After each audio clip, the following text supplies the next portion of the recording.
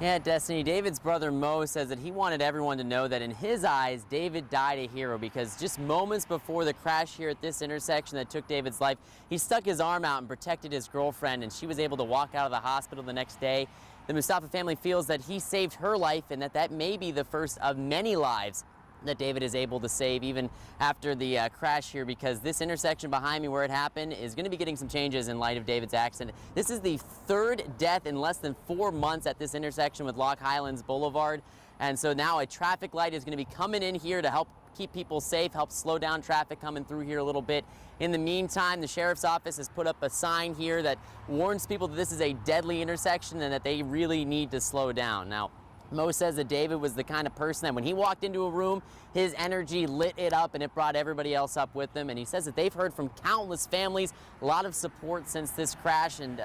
families that they didn't even know, people that they had no idea that David had touched their lives in his short life. He was only 17 years old, but he said a lot of families, particularly from the martial arts studio that David has trained at and became a black belt at, that he was mentoring a lot of families there, a lot of young ones there, and they've reached out to talk about the impact that David had on them. Now, Mo, David's brother, says that driving through this intersection is really a painful experience at this point, and he's hoping that that new light can come in really quickly here to have to protect other families from going through this similar pain. I've only been through it once because I don't want to continue to have that image in my head of that's where my brother last took his last breath. But going through it the one time I did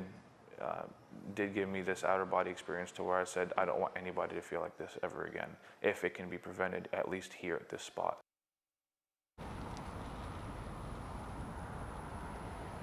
So Mo is a sheriff's deputy with Clay County, and David was going to follow in his footsteps after he graduated from high school next year and be a deputy with him. So his